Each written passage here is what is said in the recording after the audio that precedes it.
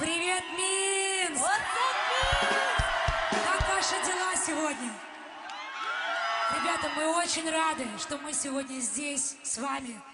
2022 год, 3 сентября, мы здесь. We're really happy to be here on 3rd of September. We are here in Minsk, and we're going to perform. Good morning, Copers. What up, y'all? How you guys doing? 2 streams in a day? I mean, no, not today. But hello, how are you guys? Did you like the intro music? Oh man, I was thinking about that song and I was like, man, I haven't heard that one in a long time. I should use that. And then I go and I find the music video. And it's just like hardcore lesbian propaganda, you know what I mean? Like they're making out in the rain in their like schoolgirl uniforms. I was like, I can't do this. Maybe I'll just play the audio. And then I was like looking up for other versions and I found like a Mad TV live performance and I thought, oh, maybe this will, but again, they're like making out and groping each other on stage. And I was like, okay, there's a lot of like lesbian propaganda from the late 90s, early aughts. I'm not sure exactly when that song came out, but you know, movies like The Craft and stuff like that. You remember that one? A bunch of other stuff too. It's a much easier sell because you don't feel like visceral disgust when you see 2 hot chicks kissing. You know what I'm saying? But anyway, so then I found that more recent live version and I just thought I liked it because it starts off with that epic intro, the guitars kick in and everything. And I just knew, I was like, oh man, people are going to be so mad when they figure out it's t.A.T.u. It's going to be great. Twat swat propaganda. Oh, I turned on the TikTok stream just to see it because I only did one cope on TikTok and it got banned. And then I thought I would try it again. And now it's messing up my thing. I need to make that smaller. There it is. Anyway, there was no show on, let's see. Holy fuck, why is this thing so tall? There was no show. How do I do this? I don't know. I'll worry about that later or never. There's no show on Tuesday. You may have noticed it was ironic because on Monday I was like spurging out about how badly I needed a break. But I didn't intentionally take Tuesday off. It was just the power was out here. We had like another storm and wind and trees falling on the power lines out here. So it was just kind of serendipitous that I got a day off when I needed it. And then we did the progress report yesterday with Anna Slatz and Radfem Hitler. It was a good time. I enjoyed it.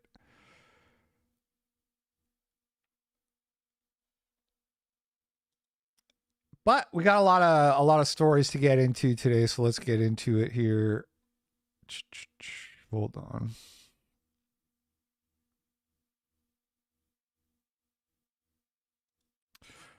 Gene Hackman, as many of you probably already heard, passed away. He was found dead this morning in his home with his wife and dog also dead in New Mexico. And they're saying that they don't suspect foul play, which is interesting. I saw one person on Twitter say that it was maybe a gas leak. And honestly, that's one of the best theories I've seen, if we're assuming that it isn't some kind of foul play.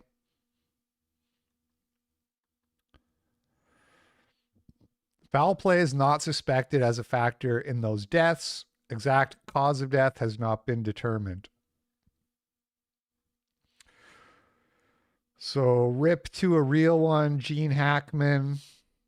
What do you guys, when you think of Gene Hackman, what role, what's like his iconic role to you guys? Because for me, it was Lex Luthor in Superman.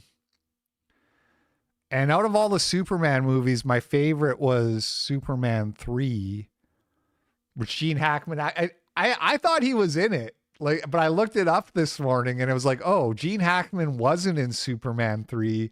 Apparently there was some kind of like beef with like the producers and the way they had treated the director of Superman 2. And so he didn't come back for Superman 3, but he was in Superman 4. So he was in like all of them, I think, except 3. But 3 is kind of the best, the one with Richard Pryor. And he's like, both keys at the same time? Ho ho! Me and my bros thought that was the funniest thing ever. We would say that to each other all the time. And to just to make each other laugh. And also like there's that part where he's like, I think I'll walk. I started putting that clip in YCSP because of all the plane crashes. He's like, yeah, I think I'll walk, Richard Pryor. But then I was thinking about that scene in Superman 3. There's like a scene in that movie that is genuinely scary. Do you remember that part where the chick like gets sucked into the supercomputer and it turns her into like a monster? It's like straight out of Hellraiser. That shit fucked me up as a kid. I had like nightmares about that shit. It was genuinely disturbing and scary. And a stand-in for Lex Luthor builds this supercomputer that can like shoot a ray of kryptonite that hurts Superman.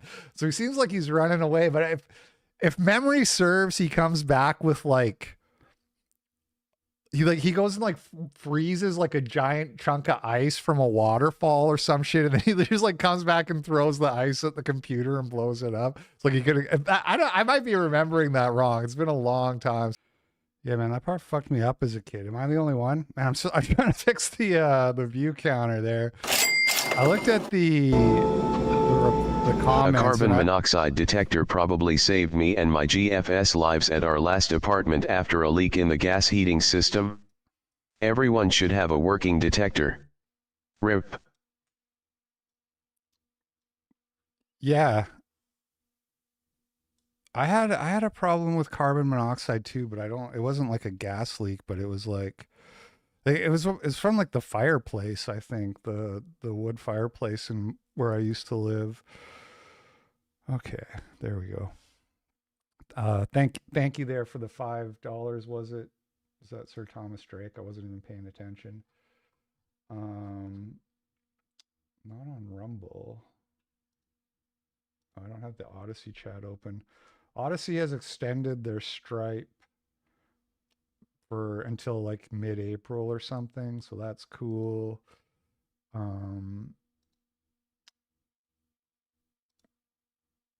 Why do I not? Fuck's sake. Who did that? Who sent that? Hold on one sec.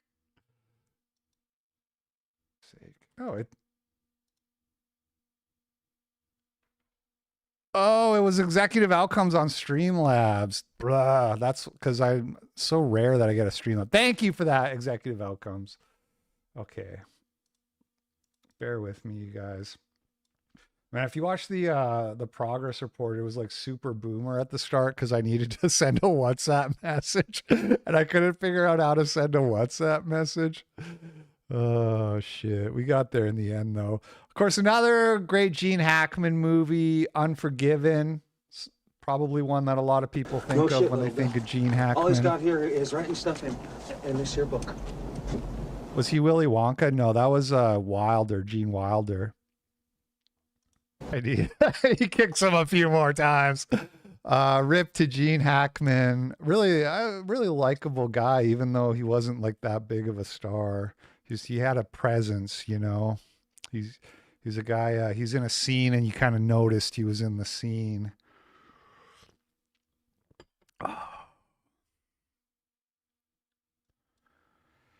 Andrew Tate and his brother Tristan Tate have had their travel ban lifted. Sir, the Musk Drake sent $10. This is the movie ending that messed me up as a kid because Snoopy is glad he doesn't have to stay with his former owner, who's stuck in the children's hospital with cancer or something.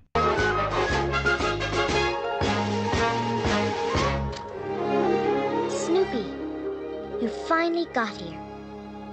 We've been expecting you. Our whole family is eager to see you again. And I can hardly wait to have you meet my cat.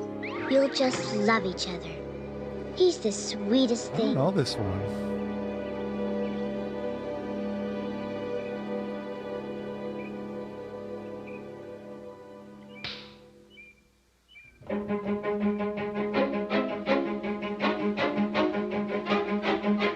Isn't Charlie Brown a Snoopy's owner?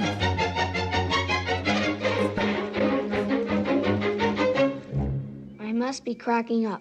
I can't sleep, and today I even opened a can of dog food. Got cancer, and took it out Charlie to the Brown. doghouse before I remembered he was I gone. missed this one. I guess we all miss Snoopy. I hope he's happy with Lila. Charles Schultz was a creepy fuck, man. You guys are just stone cold haters. Imagine hating Charlie Brown. I don't know anything about Charles Schultz. Maybe he was a weirdo in his personal life. I don't know. But if you're saying that just because of the Charlie Brown show, that's weird. I love Charlie Brown, but I don't know that one. I mostly just love the Charlie Brown Christmas, if I'm being honest. That one's a classic. Yeah, I don't know what that was. You've got cancer, Charlie Brown. Anyway, thank you for the $10. So the Tates are free to travel. Apparently, they've already left Romania and are headed to the U.S. The Trump administration was putting pressure on the Romanian government to lift the travel ban. The Tates are American citizens. For anyone who doesn't know, they are dual American British citizens, UK. And I mean, I think it's good, you know, in the sense that, like, first of all, it's an American value that you're guaranteed the right to a speedy trial. I forget the exact wording in the Constitution, but it's like a fair and speedy trial or something like that, which doesn't mean you're on house arrest for 3.5 years waiting for your fucking trial to start. You know what I'm saying? There's a certain point where it's like, okay, you can't just like hold me here without my trial. I get my trial. I get to phase my accuser, you know? So it's just good on that, in that sense, that America is sticking up for its citizens and protecting the rights of its citizens. Regardless of what you think of the Tates, this should be the kind of thing you want to see your government doing. They should have done this. The Biden administration should have done this for Gonzalo Lira, Coach Red Pill, who they let rot and die in a Ukrainian prison. And that sucks.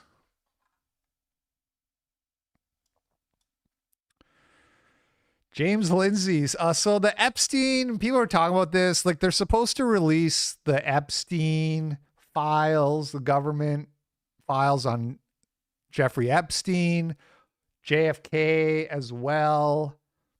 And what's the third one? There's another one too. Slips my mind at the moment. They promised they were going to release them, but now they haven't released them. So now the conspiracy people are like running crazy, being like, oh, they're just like going to redact everything. They're not actually going to tell us anything. James Lindsay, anti-communist, says, whatever role Israeli intelligence had, if any, with the Epstein operations, and there's likely to be a significant role played, the propaganda that will result from its exposure will be incredible, dishonest, and extremely divisive. George Floyd level division will follow. James Lindsay, so bright and wise, spreading thoughts that As if think I wasn't gonna play it. Let's see what he has to say today, Mr. Lindsay. I saw somebody else make this joke on Twitter, but it's like the Norm Macdonald joke about, my biggest fear is that Israeli intelligence will create a underage child sex trafficking ring in order to blackmail my politicians. Because can you imagine the backlash at innocent Jews if that were to come out? My biggest fear. Yeah, thank you, James Lindsay.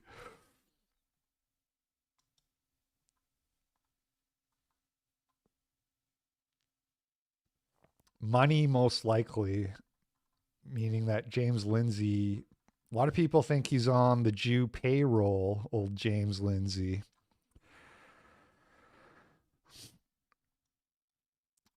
But what do I know?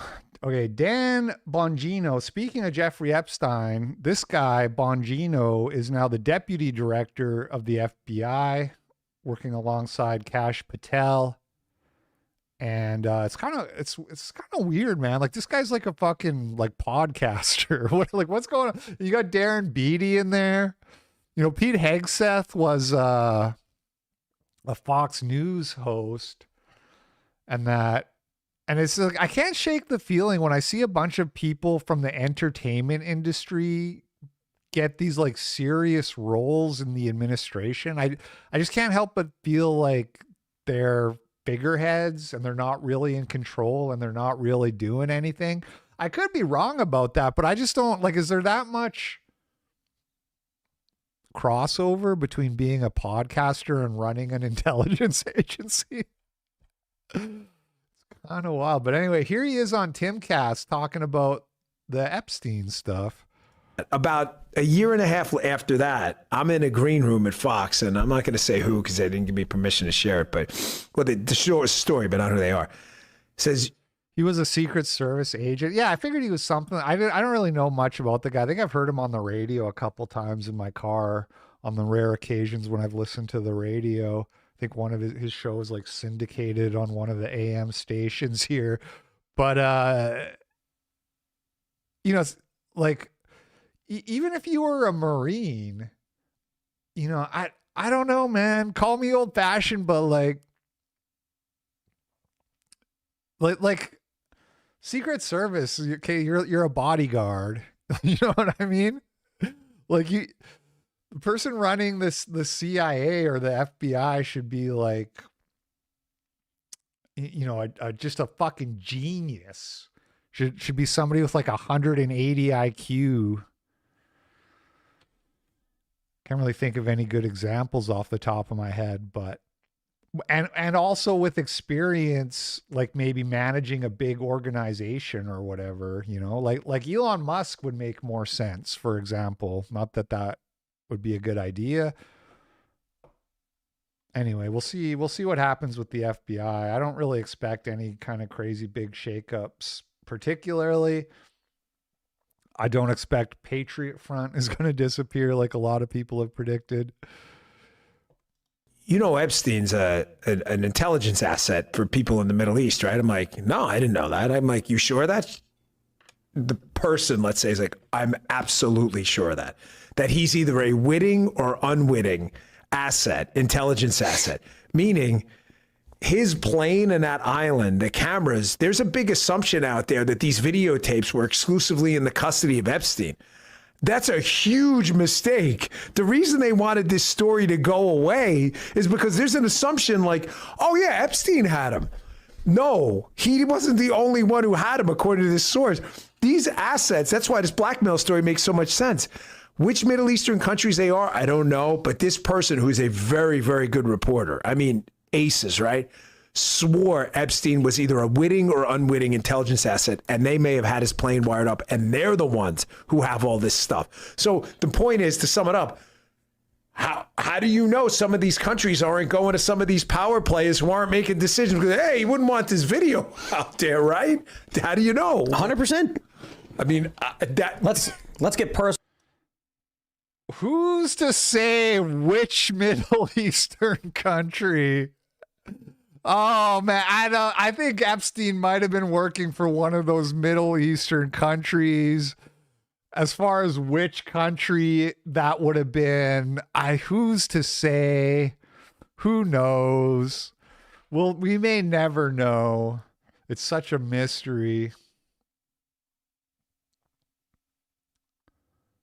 What is this clip here? This is short, 9 seconds. That's right. What cause is dear to your heart? Cause is dear to my Israel, defense of Israel. What is number one? Kash Patel's what cause is near to your heart? Israel and the defense of Israel. Kash Patel, same way.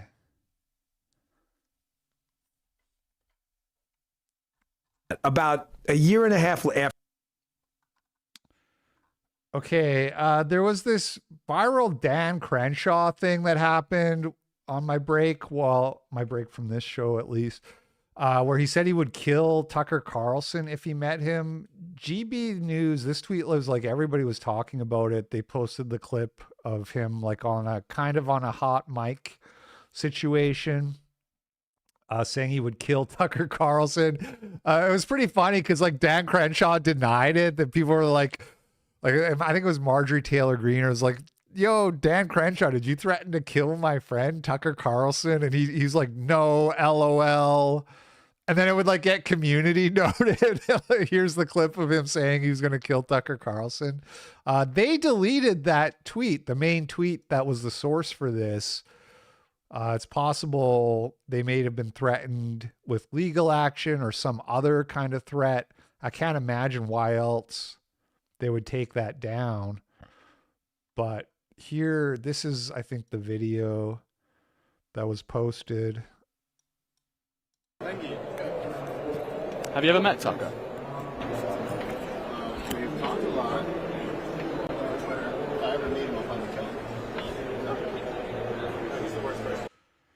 So it's like they just got finished the interview. These guys are like taking off their microphones and he goes, have you ever met Tucker? And Crenshaw goes, I've talked to him a lot on Twitter. If I ever met him, I'd probably kill him. He's the worst person. Have you ever met Tucker? We've talked a lot on Twitter. If I ever meet him, I'll finally kill him. He's the worst person. Thank you. You know, I mean, honestly, it's kind of whatever. Like, that's obviously not a serious threat. That's just a funny way of saying I don't particularly like him and we don't really get along. But it was funny. Like, so him denying it is like, sure, like he can say he was joking. He's like, no, I didn't actually threaten to kill Tucker Carlson. But then like all the community notes on his tweets, that was funny. Been busy, haven't donated. Here is a quick 5. My nigga gonna try and get the power chat working for tomorrow and see if my bank still bans it. Okay. Thank you, Buff Incel, for the $5. Good to see you. Bill Burr went off on Elon, I guess, on his podcast. It was funny. I made fun of the fucking Twitter guy for fucking Sieg Heiling not once but twice. And I never look at my emails. I was scrolling through my emails and it said my Twitter account had been flagged for I don't even tweet anymore.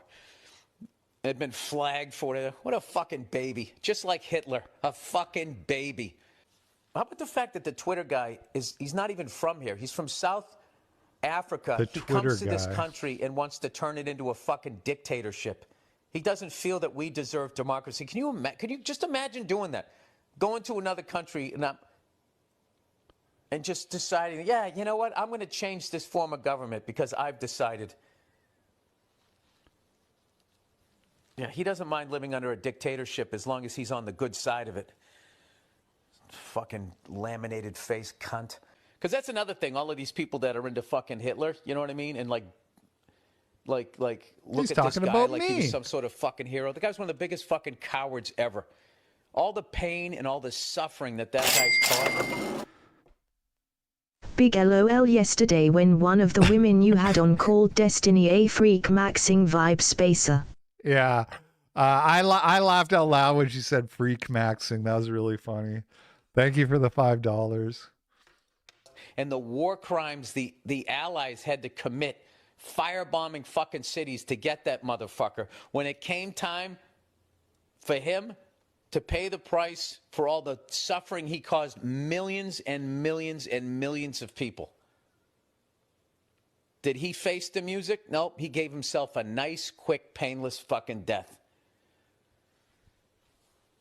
That's your fucking hero? Fucking coward is what he was. He should have faced the fucking music.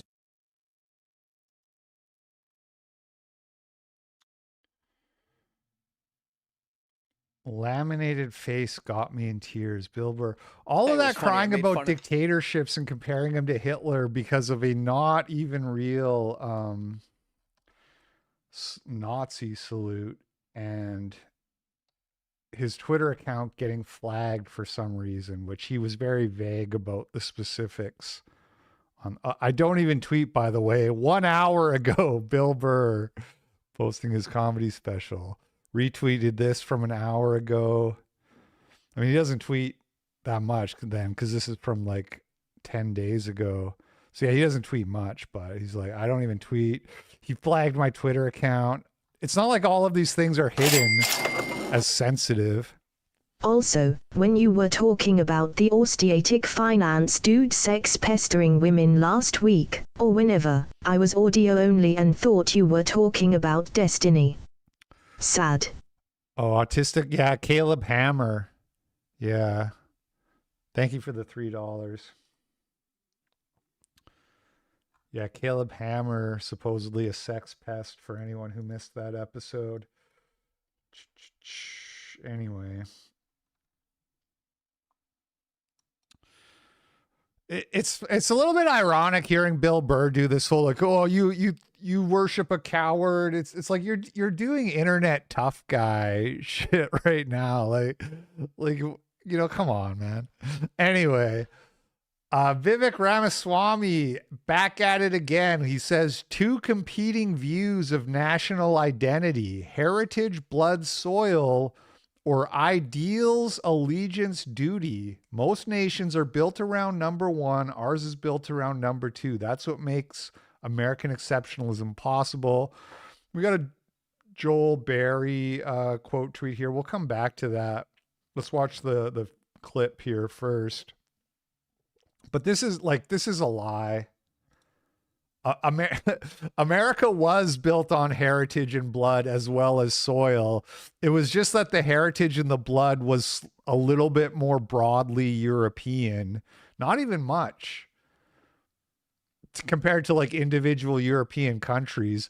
But it was like that way for like 250 years, became the best country in the world, the strongest country in the world in a very short amount of time. And then we started flooding it with people like Vivek, and he wants you to believe that that's what made, that it's people like him that made America exceptional, when it's just like the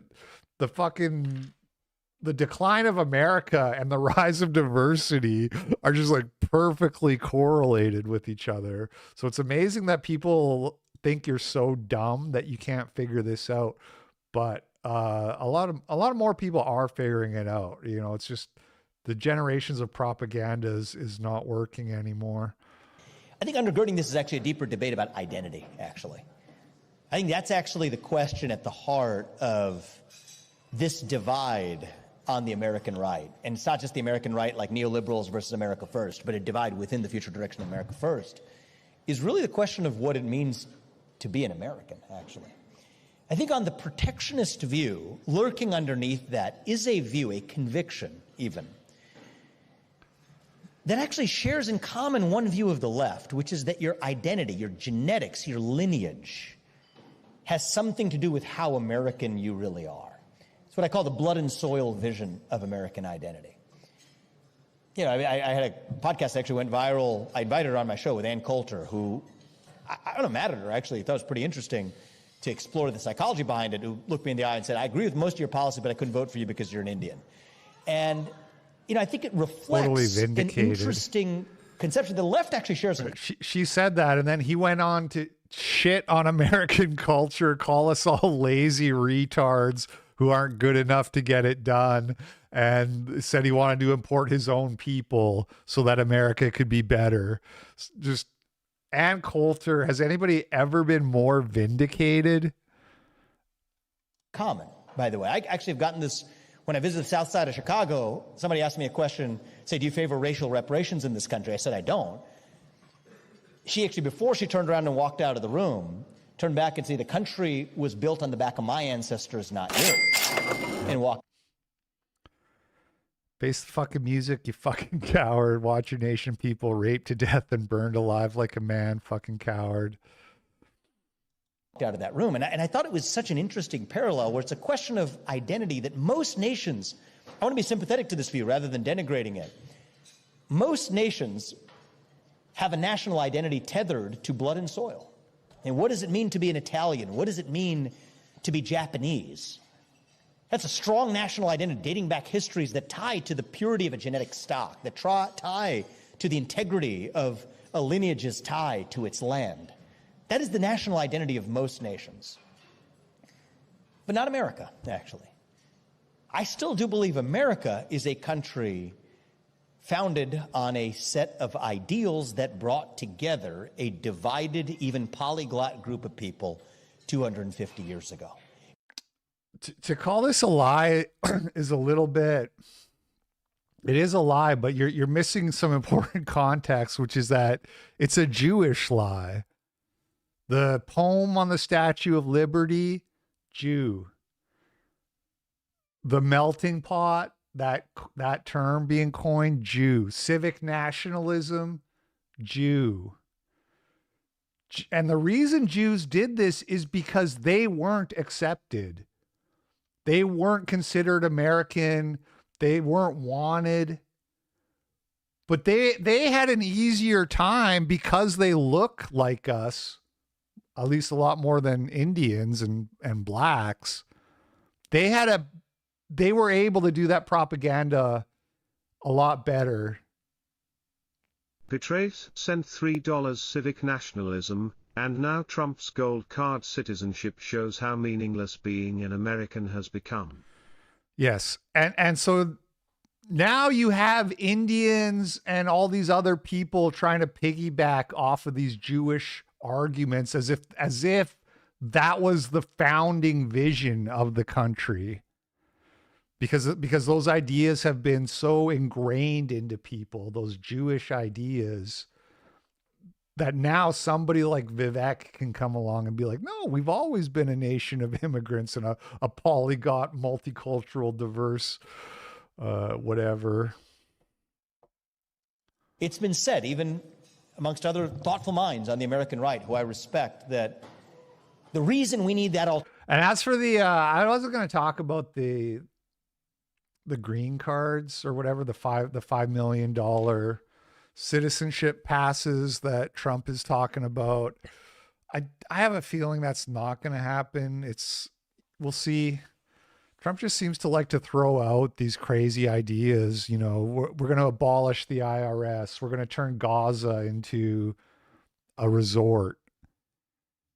And I was like, it's getting harder and harder to really take this shit seriously. But I mean, we'll see. But I guess the good thing about this whole $5 million green card or whatever, technically a green card isn't the same thing as citizenship, but you know what I mean. Gold card. Yeah, gold card. The response on Twitter has been very anti this idea from what I've seen. You know what I mean? This idea that like, oh, we can make so much money if we do this. We can pay off the national debt or whatever. Like, people are not buying it. People are talking about how terrible of an idea it is to bring in a bunch more rich ethnics who are then going to use their money to lobby for political influence, to lobby for their ethnic interests. It's a really bad idea.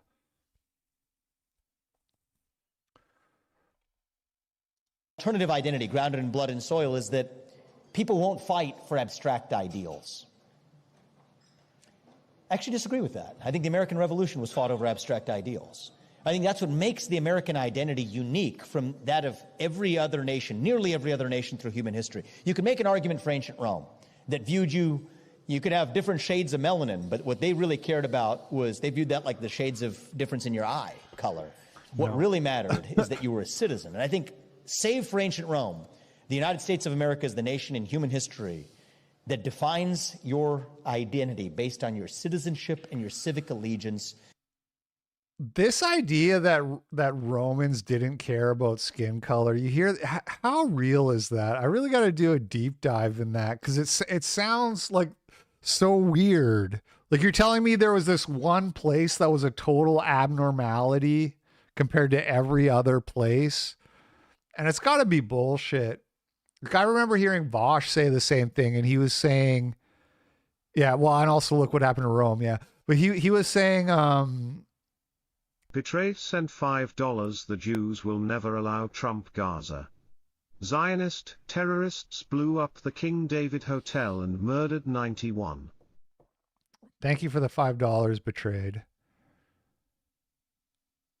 Have you ever read You Gentiles? Yeah, I did. I did a review on it. That was like a few months ago. That was, I mentioned this on the debate with Corey Mahler and Eric there, because he brought up Antelope Hill Publishing, and Antelope Hill told me they wanted to sponsor me doing a book review. And I looked through all the books they had, and I settled on You Gentiles as the one I wanted to read.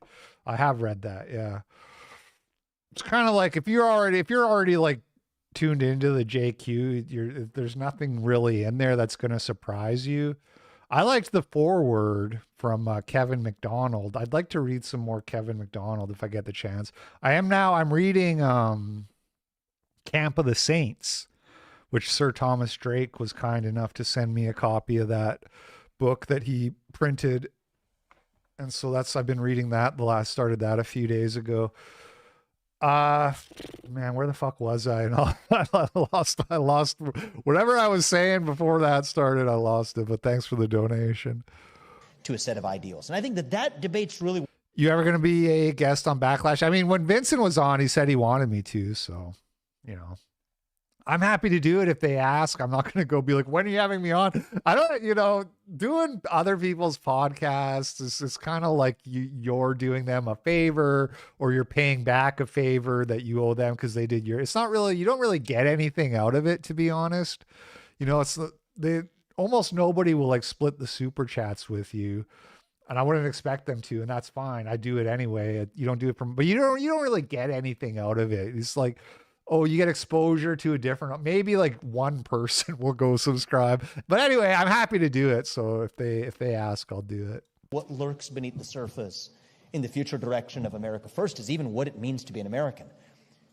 In order to put America first, you actually have to define what America actually is. And I think that we have to confront these questions. Confront these questions in the open. The reason I reject the blood and soil vision of American identity is that it actually makes American exceptionalism impossible. The reason it makes American exceptionalism impossible is that other nations like Japan and Italy are going to have a much stronger claim. Oh yeah, I remember what I was saying. Bosch said that they didn't even have like a concept of race back then, and that's not true. People just say that because race and nation were like synonymous back then. Claim on a national identity than we will. It also raises all kinds of puzzling conundrums. And even in that Spartacus Stars show that I like, Spartacus Blood and Sand, which I understand historical fiction is not actual history, but there was like a lot of racism in that show. The Gauls and the Thracians hated each other and shit like that. What do you do with those Native Americans who were here a while ago as well, right? I mean, it's kind of an inconvenient question that we could say, okay, then it started only if you got here 250 years ago, but if you got here 50 or sooner years, then it doesn't count for you. And it becomes a very thin vision of an American identity tied to this limited time scope, blood and soil vision, versus what I think America actually is at its core, is a nation founded on a set of distinctive ideals that were enshrined in the greatest mission statement for a nation in the history of mankind. That's the Declaration of Independence. And it's so annoying because they love to bring up the Declaration and the Constitution and then ignore the wider context, right? Our posterity, the nation is for our posterity. That's another synonym for race, man. And if you could argue that, if you wanted to be a weasel and try to argue that that's not what they meant, you'd be wrong. But then you look at the Naturalization Act, the laws around who could become a citizen, and it's right there free white men of good character. Enshrined in the most effective operating manual for those ideals, that is the U.S. Constitution. Nick Fuentes was counter signaling Vivek. I mean, I don't, shitting on Vivek is not, I wouldn't describe it as counter signaling because like Vivek is not on our side.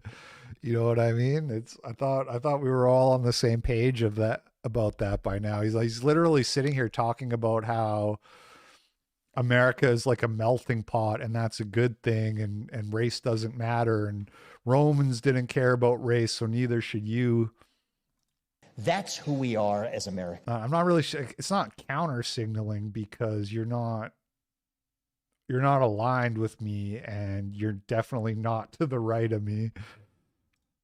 And I think that this is the question for the future of the American right. It relates to protectionist trade policy. It relates to protectionist immigration policy versus not the neoliberal policies of yesterday, but a national libertarian perspective that says, you know what, the right answer is we don't want to substitute the left-wing nanny state and regulatory state with our version. We want to actually get in there and shut it down, not because that's a more important objective than caring for American workers and manufacturers, but because that is our bet. R.I.P. A man's man in Hollywood, Gene Hackman. Take it easy, coach. Thank you for the $5, Ghost Dog Man. Way of actually serving American workers and manufacturers and every American citizen for the long run in a nation whose best days are still ahead of us, that's going to last not just for another 250 years. Rome made it to 2000. We might be able to make it a little further than that ourselves if we stay true to the principles that set the whole ballgame in motion the first time around. So thank you guys for coming tonight and being open to a slightly different kind of conversation. I appreciate that. Thank you. I appreciate it. And Joel Berry says, Vivek beautifully articulates the argument against blood and soil nationalism in this clip. The catch is this only works if we keep the ideals and the faith. I'm so sick of this conversation, man. The ideals are a product of our biochemistry, and same with the culture. And they try to say that like, oh, blood and soil doesn't work because look, America is like the best country. And again, I'm just repeating myself, but it's like, you're just ignoring what made America great as well as when it was great. And compared to what's happened over the last 70 years or whatever. You can't force them on people. They must be taught and instilled in each generation. It's our responsibility to keep freedom alive. We've lost a generation of children who were never taught our real history or to love American ideals. Can we get it back? Yeah, man, if we just put a civics course in the Harlem schools, if we just teach underprivileged black children about civics and civic nationalism and how to be patriotic and about Paul Bundy, we're going to be so fucking back so fucking fast. You're not even going to believe how many black lawyers and doctors you're going to see once we start telling them about Paul Bundy. Martyrmaid says, it's all speculation what works or doesn't work. For the last 50 years, give or take, we've been running an experiment that's never been tried before. And so far, as you say, all it's done is divide, confuse, and weaken us. Maybe your and Vivek's theory will work, but it's based entirely on groundless hope. This is so bang on. And it's not only that, but it's also like, yeah, okay, maybe in the long run, in the 1,000, 2,000 year long run, multicultural civic nationalism is going to be the winning formula. But why take the risk when we already know that real nationalism works? The nationalism that doesn't need any kind of qualifiers. Although I do consider myself a Christian nationalist, but I'm willing to work, and I'm willing to like see non-Christian whites as members of my nation.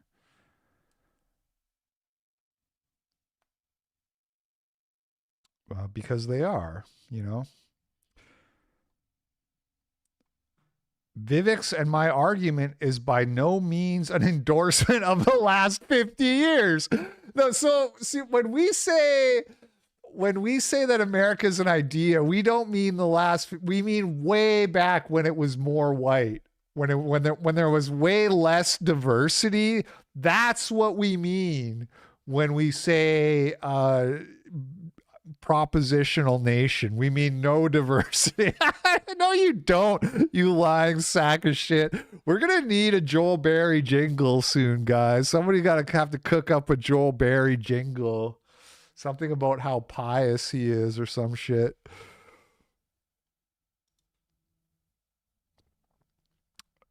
Martyrmaid says, it's an argument that real multiculturalism hasn't been tried yet. The thing is, you only have one chance to get it right, and you're betting your civilization on the hope that it works out. Yes, exactly.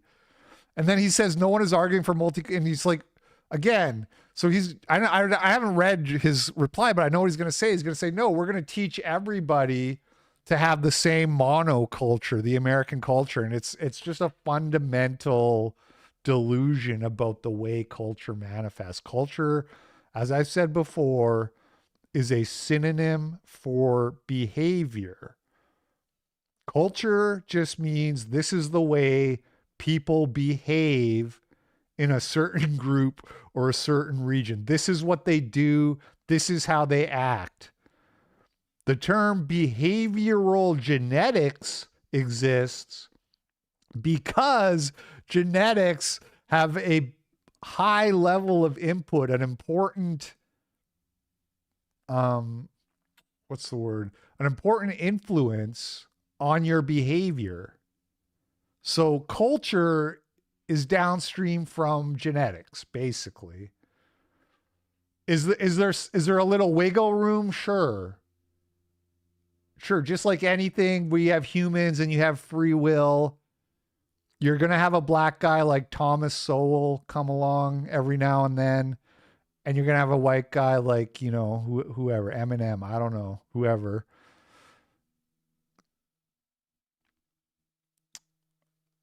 But in general, you're going to see the trends through the groups. I'm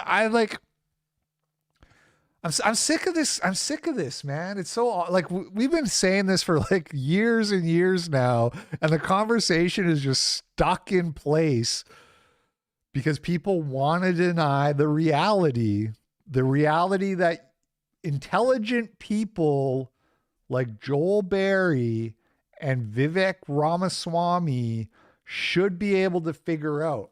But the problem is that culturally, the truths that I'm talking about are not popular. They're not conducive.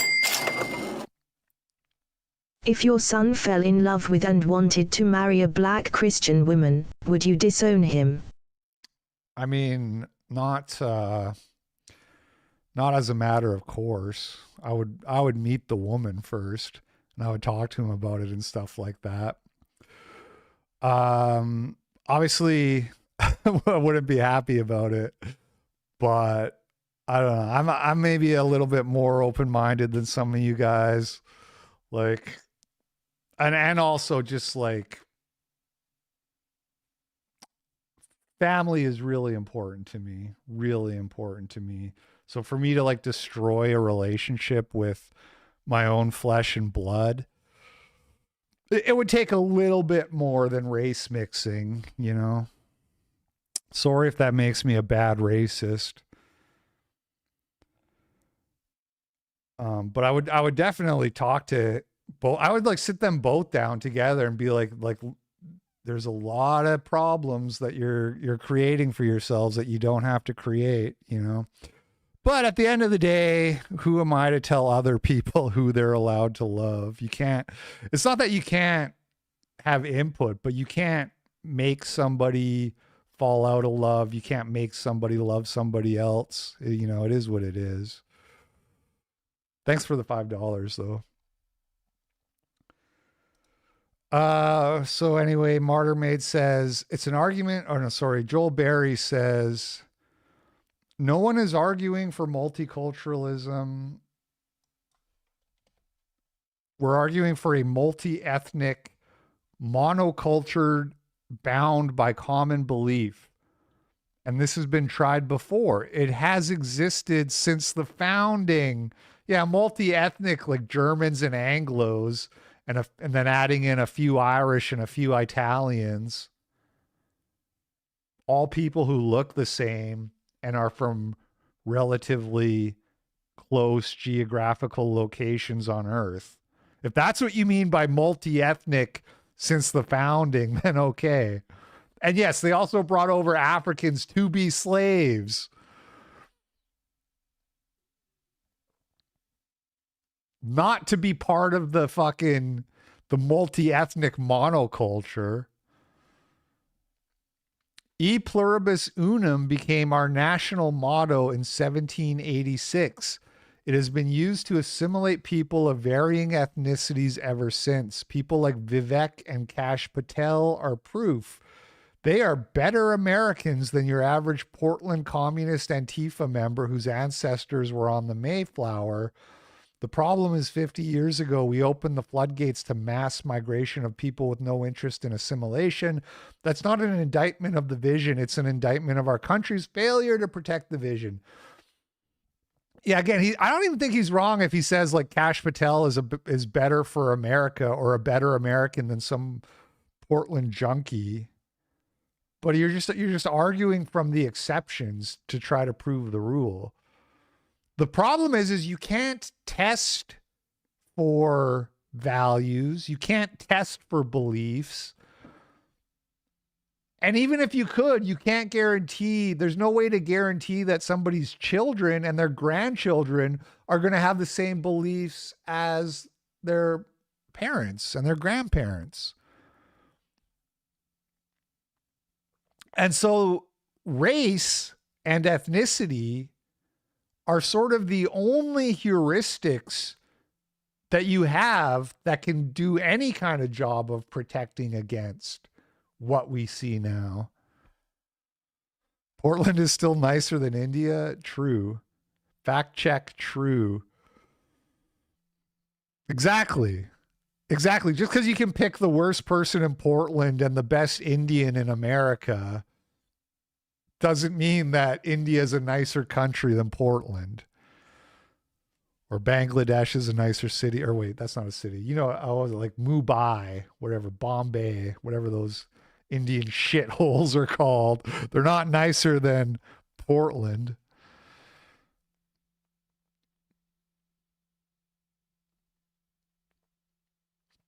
Martyr Maid says, do you really see no difference between assimilating European Christians and trying the same with great masses of people from the global south? Our failure to assimilate our native black population should have been a warning. Yeah, literally the non-whites who have been here the longest just cause, as a group, again, not all, there's exceptions, but as a group, cause a lot of problems and are basically a net drain that the rest of us have to support. And have been supporting way more than they deserve if you look at what's going on now with the government jobs and how all these people are working in government jobs because it's like an affirmative action program to transfer wealth from white people to black people, not based on merit. Betrayed sent $5. The foreigners are only loyal to money. That's why they came here. When the dollar goes broke, we will see who the real Americans are. I think what you say is generally true. There can be exceptions. You know, I'm a Canadian who loves the free speech of America.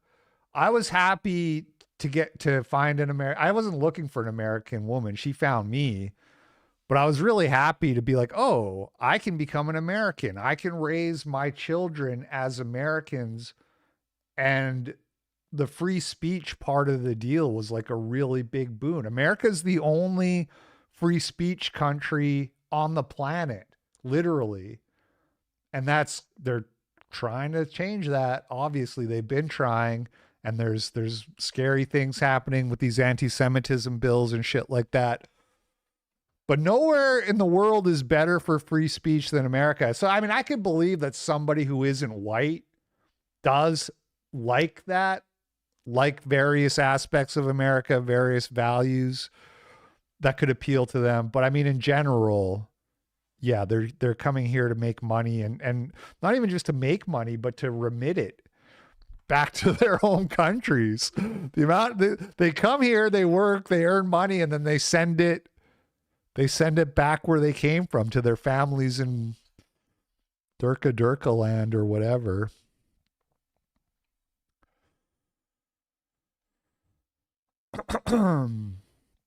I'm not advocating mass unchecked migration from the global south, and neither is Vivek, and nothing in our ideals demands that. As far as our native population, don't forget assimilation was against the law for many years. Oh, the blacks would have assimilated if it wasn't for Jim Crow. Yeah, because things got so much better after Jim Crow. And before LBJ's evil Great Society, assimilation was progressing nicely. The welfare state stopped it in its tracks. That's horse shit. I need to look into what that lady was talking about who called into the show a couple weeks ago. What was the name of the report? She was saying that it's actually bullshit about the marriage rates and all that they were so much better before the Civil Rights Act or whatever. Or that black people were so like well off until the welfare state destroyed their motivation, which sounds true to me. I have to look into it a little bit more. But the point I'm making here, the reason I'm bringing this up is because Joel Berry will say that he hates welfare and he thinks it's like destroyed blacks.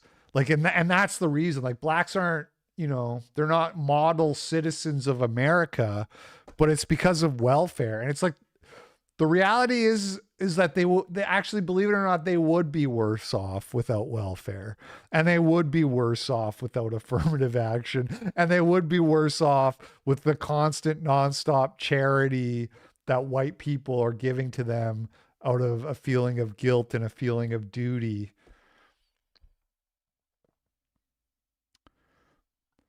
Assimilation was progressing nicely. The welfare state stopped it in its tracks. Martyrmaid says, it just sounds like people who make excuses for why communism hasn't worked. Two utopian systems that aim to overthrow the whole history of how humans have related to each other, then blaming some welfare program or housing policy when it fails. Joel Berry says, you keep saying that, and I'm telling you, our ideals have been tried and they have worked. This goes all the way back to the Exodus, where Israel assimilated foreigners who agreed to take on their way of life and become Jews. As Corey Mahler likes to point out, the Hebrews lived in Egypt for 400 years and did not become Egyptians over the span of 400 years.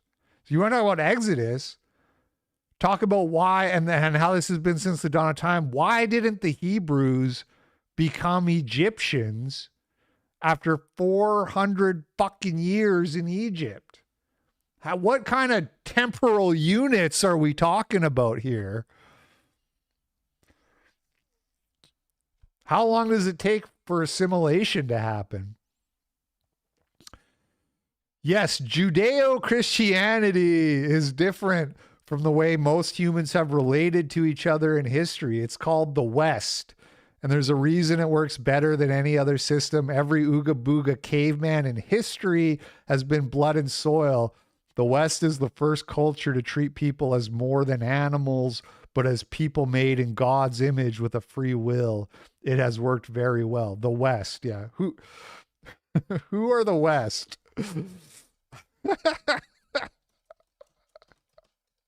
Who are the West? Joel.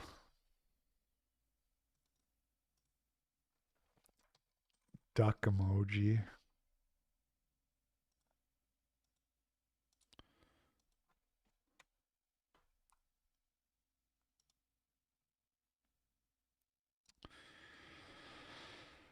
20-year-old Jewish supporter comes up to Vivek Ramaswamy to tell him he's moving back to Ohio from New Jersey because of him. You're moving from New Jersey? I'm moving from New Jersey back to Ohio. My family lives. Why? Because of the meme where the duck is chasing you and he's going, yeah, but who are they? Who or whatever. Like the duck is like, you know that meme, you know. The duck, literally the duck meme. No. Duck chasing. This one. What's in the jacket? What's in the jacket? It's a goose. Okay, goose chasing guy. That's why it didn't come up.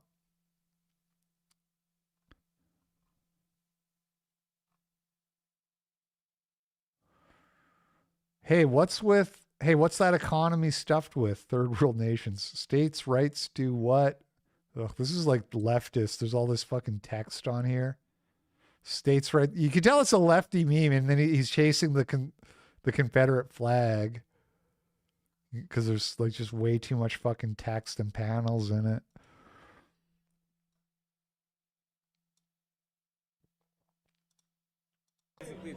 Nice. I'm moving back. Why are you moving back? Because of you. Blacks are actually worse off because they are way more annoying, destructive to host Americans with forced integration, affirmative action, integrate organically or not at all. Yeah.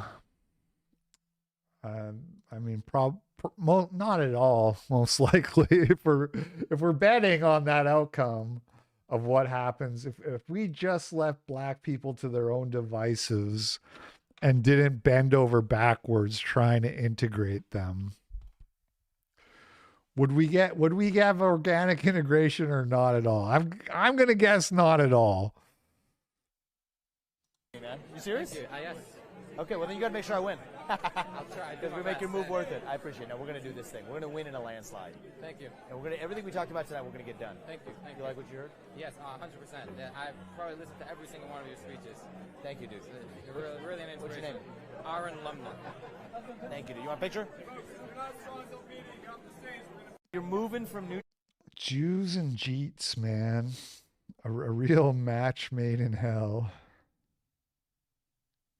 Your message of unfettered immigration really resonates with me. Hindu Alliance. Is that his handler?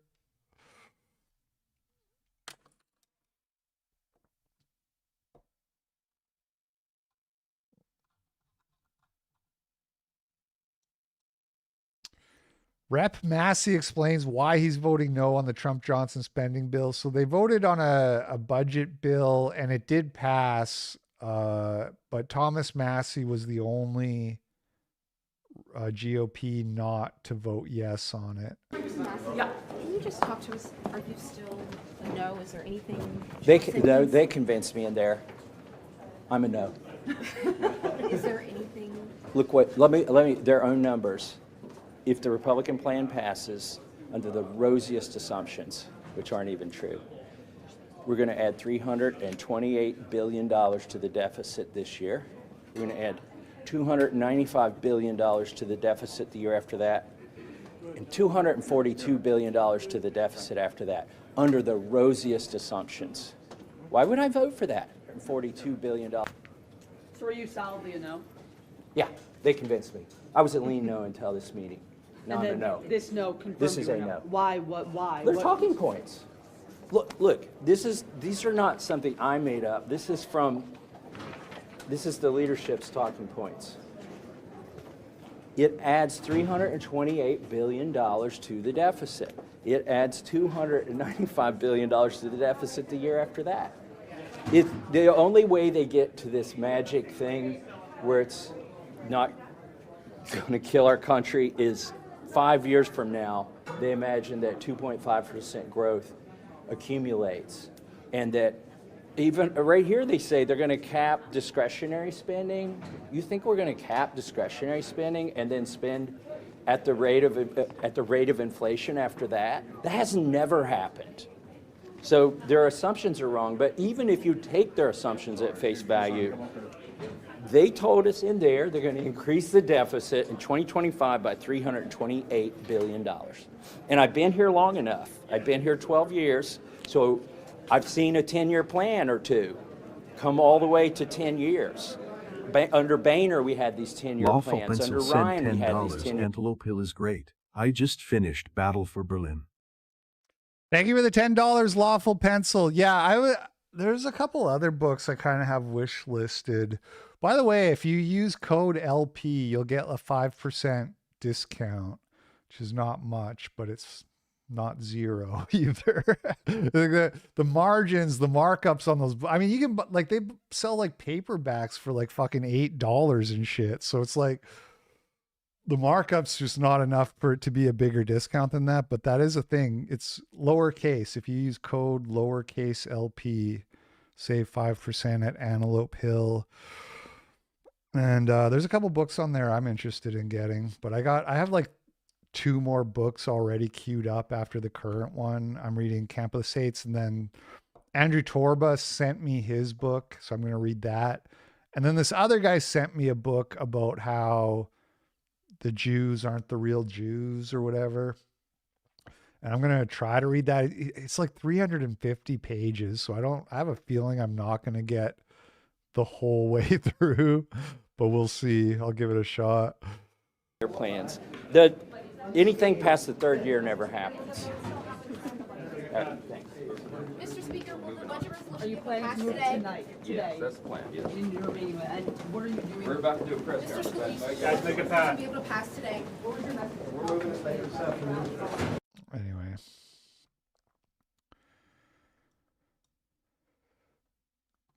Data Republican. So this is the person who coded the website where you could search who was getting government grants, what charities were getting grants. There was a one that was specifically for USAID grants you could look up and all this. We covered it a couple weeks ago when the USAID thing was blowing up. I have been doxxed. Rather than let others control the narrative, I am addressing this directly. And it turns out that Data Republican is a deaf, nonverbal woman, which is the most shocking. And never in a million years would I have guessed that this account was a woman. Because they're like super fucking autistic programmer, data nerd. And I guess the deaf community is kind of woke. And so she got doxxed by like another deaf person who's mad that she's not a Democrat, basically.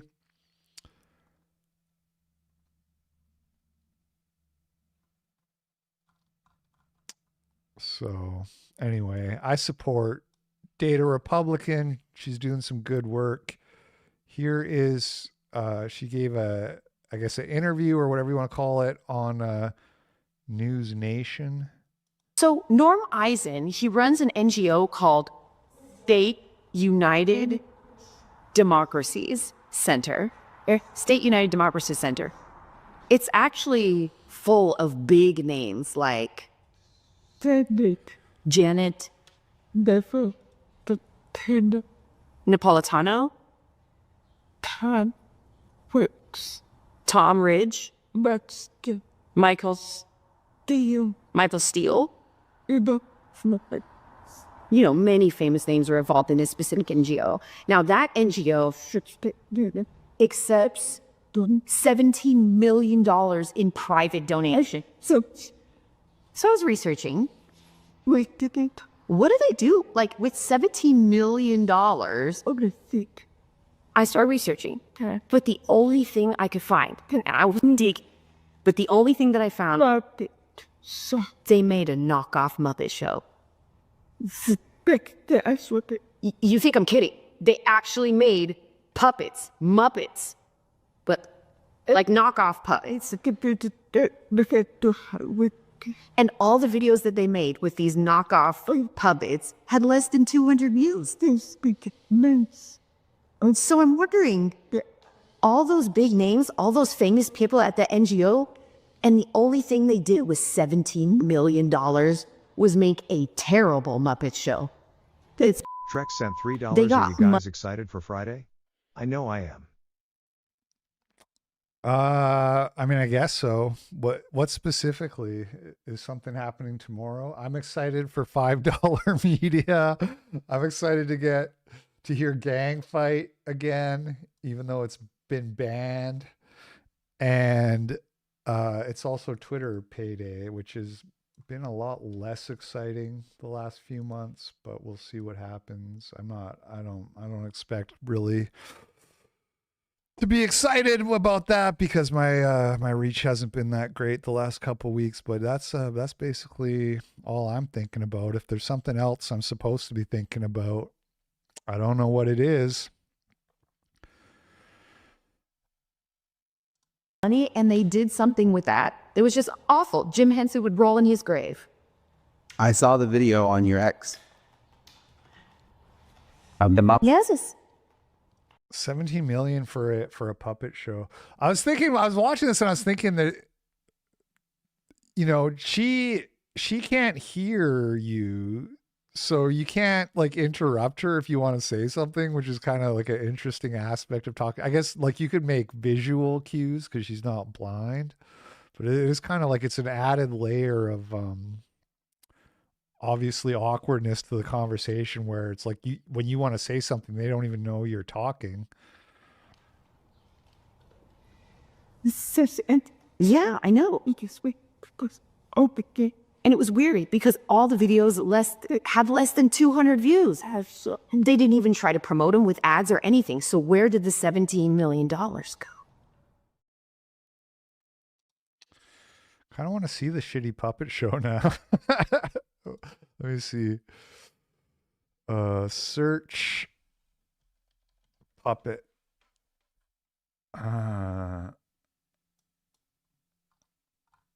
Really?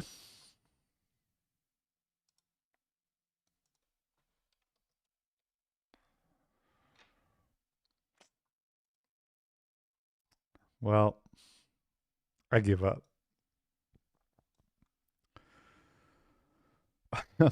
Trump 2016 lowest black unemployment. Trump 2024. This is another black IRS. I've seen 2 videos so far of IRS agents complaining about being laid off, and they're both black. So this is another one here.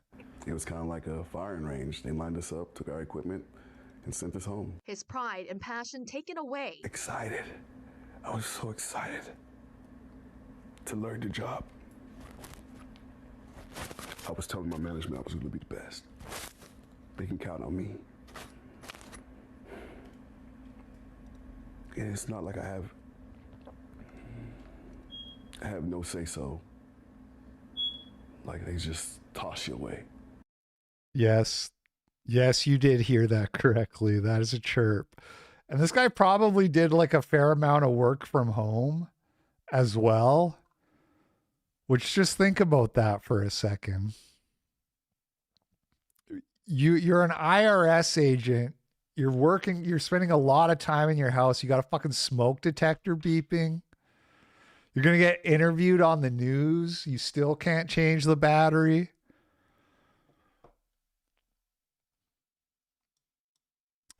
Federal employee went on CNN to cry that she only had... Sir, the Musk-Drake sent $10. I can't hear a deaf person's whomps and whatnots without thinking of this guy.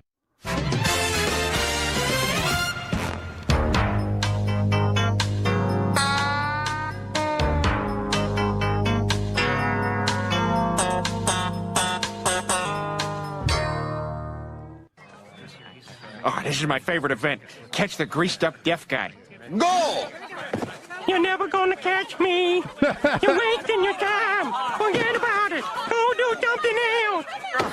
See you next year. Oh, and if I'm not mistaken, it's local folk legend and ward of the state, Quahog's own greased-up deaf guy. Don't Don't judge me. I'm just doing my thing. See you in the theater. Here are your pictures, Lois. They sure are terrific. Thank you, Mort. I'm trying to get into modeling. That's great. Oh, hey, get out of here. Hey, go on, get out. I didn't hurt anybody. Scat, mister. I know deep down I'm your friend. That greased up deaf guy is gonna be the death of me. He sounds kind of like the old $3 pedophile Friday is guy. News dump day. Also tell that IRS Migger to learn to pick fruits and vegetables. News dump day. What does that mean? Do you mean like the logs, the Epstein files and all that are getting released? I still don't know what the fuck you're talking about. Yeah, I'm gonna need another super chat, please, to clarify what the fuck you're talking about on Friday. All right. Anyway, thank you for the support, everyone.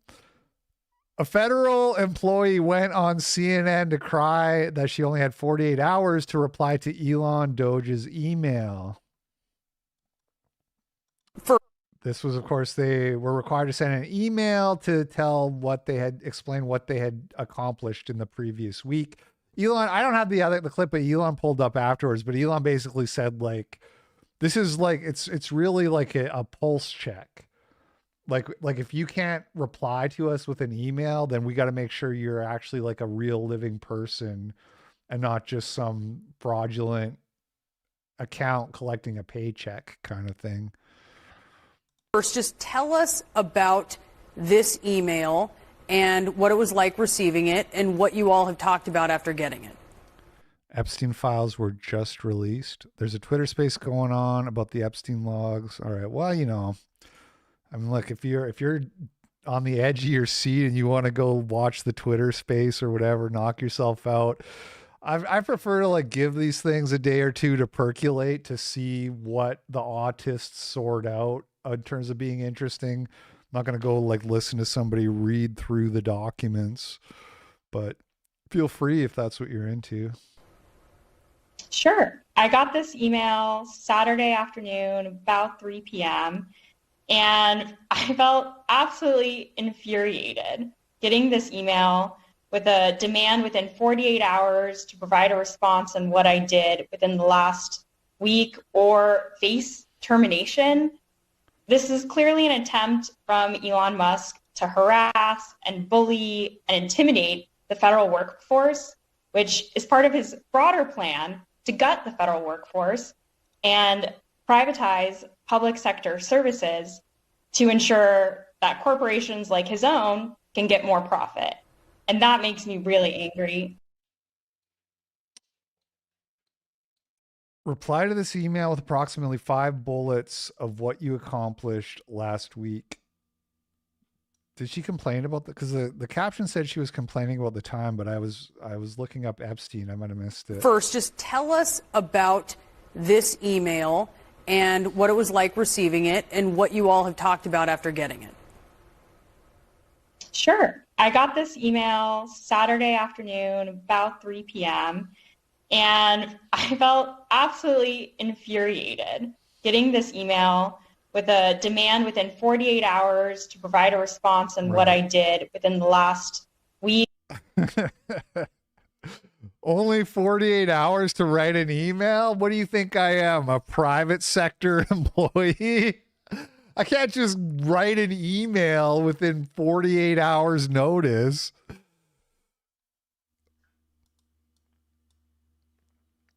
Joy Reid has been fired from MSNBC. She went live, I guess, from her home and was crying. I wonder if there's a chirp in this too, because last time I saw a video from Joy Reid at home, there was some chirping going on.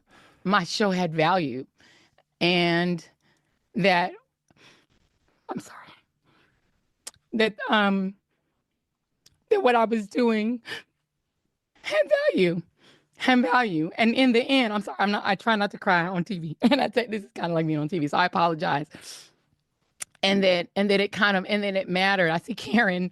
Scouts, my girl sent $5. Too much winning. I can't take it.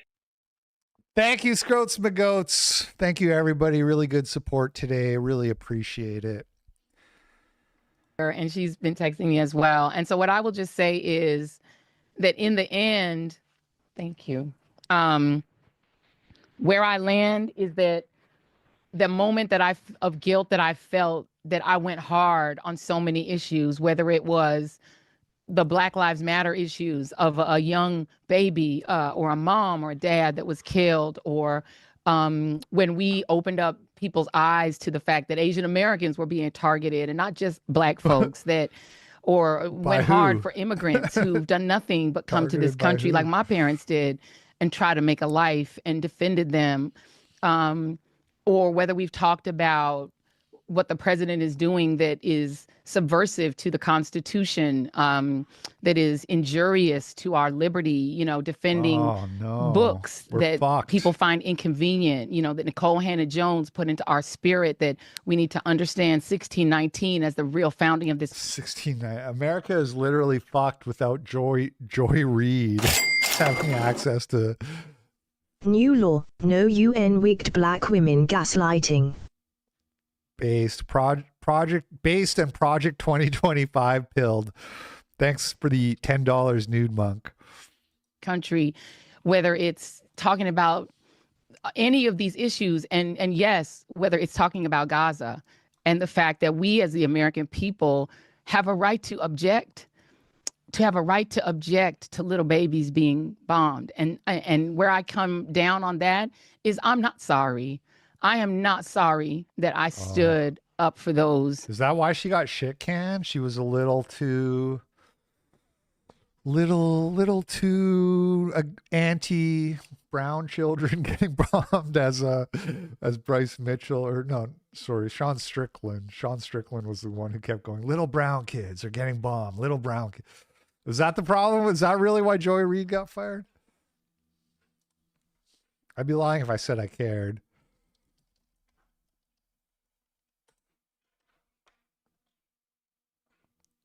Calls Joy Reid exit a mistake. What is going on at MSNBC? Joy Reid won't apologize for Trump comments after MSNBC firing.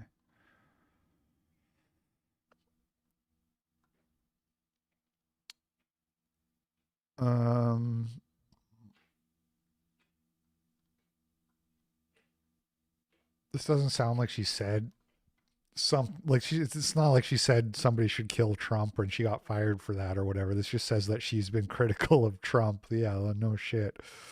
Subversive to the competition. Oh, this is just like literally talking about the video we just watched.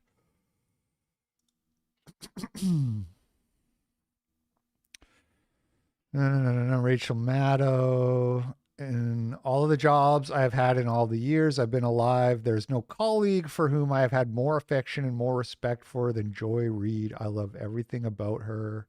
So much to learn from her. I don't want to lose her. I think it's a bad mistake to let her walk out the door. It's not my call. Maddow also took aim at what she perceived as a potential for racial bias. Well, there's a racial bias at MSNBC, but it's not exactly anti-black. But I wouldn't be surprised if Joy Reid ends up suing and saying that they fired her because she's black. Anyway. Those things, because those things are of God. And you know, I'm a church girl too. And those are the things that I was taught were of God. And so I'm not sorry. I'm just proud of my show. Right. Well, good luck to you. Sounds like you changed your smoke alarm batteries, so that's good. Okay, the NSA, CIA trans porn chat rooms. This one's wild. You guys hear about this one? Christopher Rufo says, exclusive. Hannah Grossman and I have obtained logs from the NSA's secret transgender sex chat room in which NSA, CIA, and DIA employees discuss genital castration, artificial vaginas, piss fetishes, sex polycules, and gangbangs, all on government time. What is DIA? I don't even know what that is. Defense Intelligence Agency.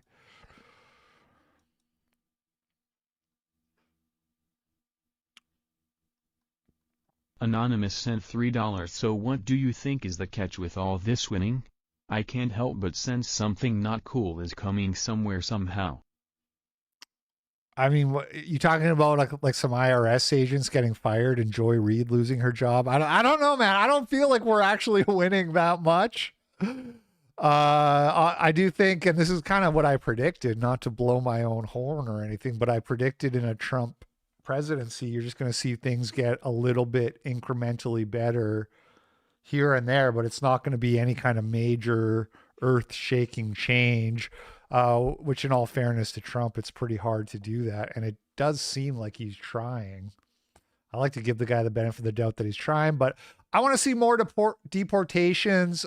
Eric Prince has offered to basically take over deportations as a private, whatever he does, military contractor. And I don't know what is going to happen with that, but I would like to see something like that where it's ramping up.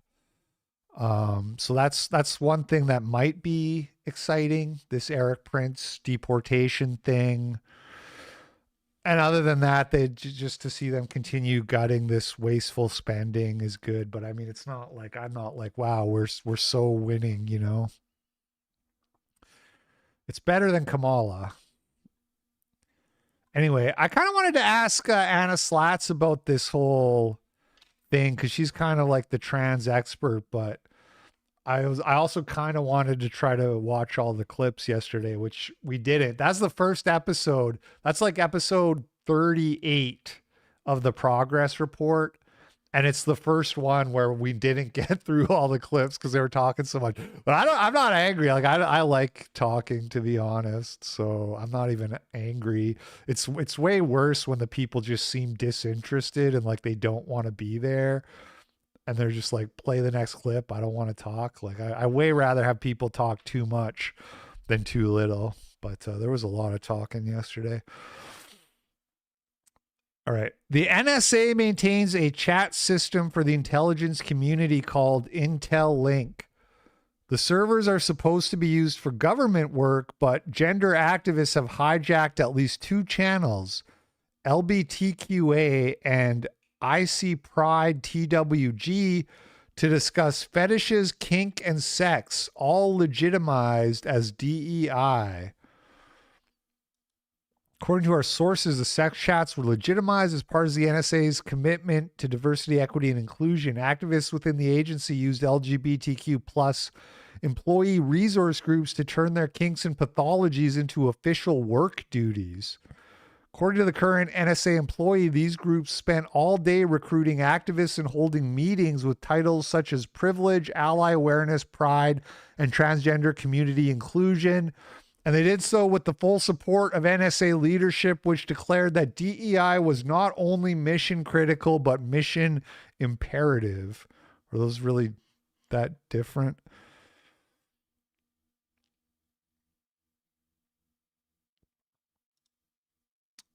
I mean, honestly, the rest is nice too. Wearing panties without worrying about anything showing, seeing my reflection in the mirror, wearing leggings, etc. But the P thing is something I never thought of, but it's really nice. Mine is everything. I found out that I like being penetrated. So they're talking about their Frankenginas, I guess. They're talking about their axe wounds. Mine is everything. I've found that I like being penetrated. Never liked it before GRS. That's gender reassignment surgery. That's sex change operation. But all the rest is just as important as well. All I can say is that this was 1,000,000% worth it. Despite having to fly to Thailand, pay out of pocket, and the recovery, I would not change anything if I had to do it all over again. And there's a bunch of logs here. We don't need to go into all of this. It's not really, hey, shocker, breaking news. Troons are perverted. Breaking news, everybody.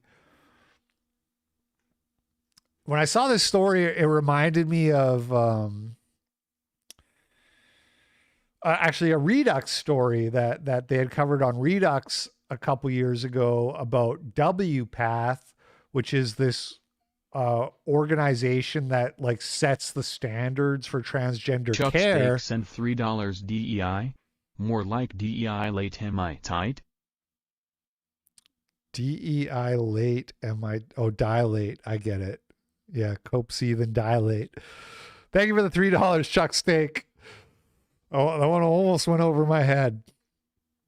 And the people who were on this committee that was supposed to set the recommended medical guidelines, like how young can children transition, and this, they were on these forums that were like eunuch fetish forums where they would write fictional like porn stories about guys getting their dicks chopped off and shit like that. So it's really nothing new to this. And I saw some people on Twitter were trying to do the somebody, who was it?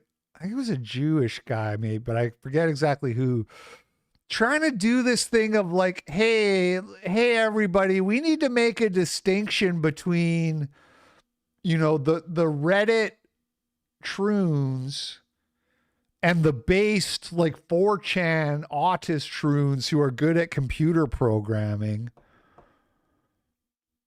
And I totally reject that. If you're falling for that, shit and you're being like, oh yeah, we need based autist troons running our intelligence agencies. And they're saying that like in response to this story, right? Because they're all fucking, this is at the NSA, and they're writing shit like they're writing shit like deaf happy so far with how HRT has given me da booba. These are your based 4chan troons. There's no such thing. Okay, there is no distinction. It's a fetish. The whole identity is a sexual fetish.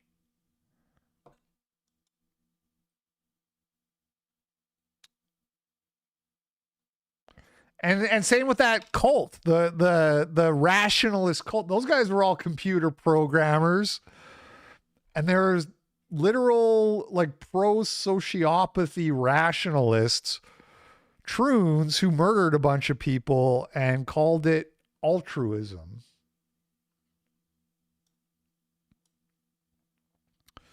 The CIA has released a statement on the trans sex chats claiming it will be taking immediate action.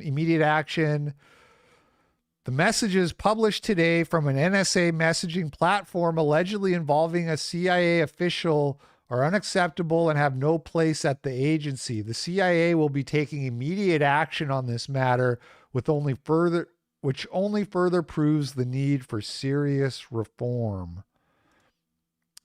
And Tulsi Gabbard has also weighed in on this, saying that they fired 100 people. To see you again. Good to see you too. Not so good to see some of these transgender sex chats among the intel officials. What are we going to do about that? Well, Jesse, what we're going to do has already been done. There are over 100 people from across the intelligence community that contributed to and participated in this, what is really just an egregious violation of trust. What to speak of like basic rules and standards around professionalism. I put out a directive today that they all will be terminated and their security clearances will be revoked. Let's fucking go. The adults are back in charge, ladies and gentlemen. I don't know who needs to hear it, but this is what the adults being in charge looks like. Oh, look, a bunch of perverts being perverts on working hours. You're fired. Get the fuck out. Detroon the NSA. But the thing here, Jesse, is like we got to take a step back because this is just barely scratching the surface. When you see what these people were saying, and thanks to Chris Rufo for putting it all out online, they were brazen in using an NSA platform intended for professional use to conduct this kind of really horrific behavior. And they were brazen in doing this because when was the last time anyone was really held accountable? Certainly not over the last 4 years, certainly not over the last 10, maybe 20 years. When we look at some of the biggest violations of the American people's trust in the intelligence community. So today's action in holding these individuals accountable is just the beginning of what we're seeing across the Trump administration, which is carrying out the mandate the American people gave him. Clean house, root out that rot and corruption and weaponization and politicization, so we can start to rebuild that trust in these institutions that are charged with an important mission of serving the American people, ensuring our safety, security, and freedom.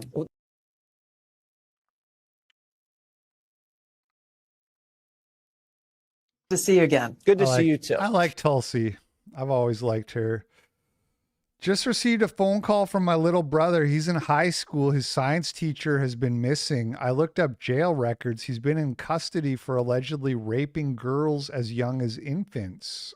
There has been a serious problem in Washington State and Oregon this past year with teachers being arrested for sexual abuse of minors. John Robert Dottie, 33, has been booked into jail on $250,000 bail. He is a now former teacher at Archbishop Murphy High School. Archbishop. Is that a Catholic school?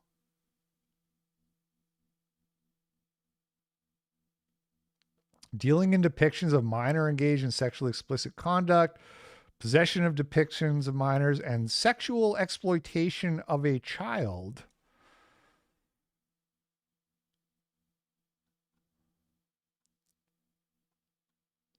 Oregon has the highest number per capita of registered sex offenders, but only 1,756 are listed on the website. 31,000 are not listed.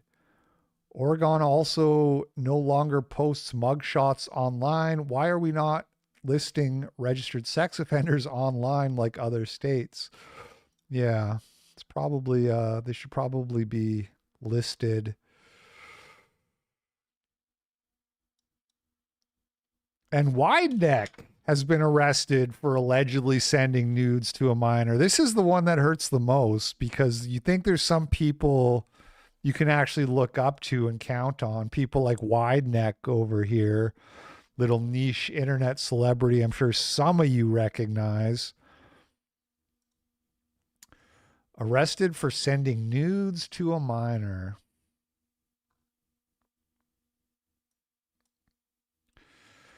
All right, the Keith Wood stuff happened. I'm not going to spend a lot of time on this, but basically Keith Woods was venting to a e-girl about his frustrations with Nick and the Groypers, how this divide that became between them because of Keith supporting Elon Musk when Nick didn't want him to, and basically just kind of a European American divide and what we should be talking about, what we should care about. And he talks in here about how he left the group chat he was in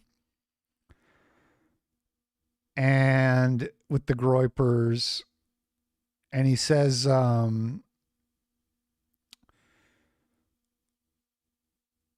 I was struggling to explain the group chat dynamic. It's very female coded. For one, they're all very superficial and focused on looks, into lookism and stuff. So we'll make weirdly specific comments about people's canthal tilt or whatever. And a lot of the banter is sort of roasting or gaslighting each other for fun, but the line between fun and real is always really blurred. It's just very Mean Girl vibes.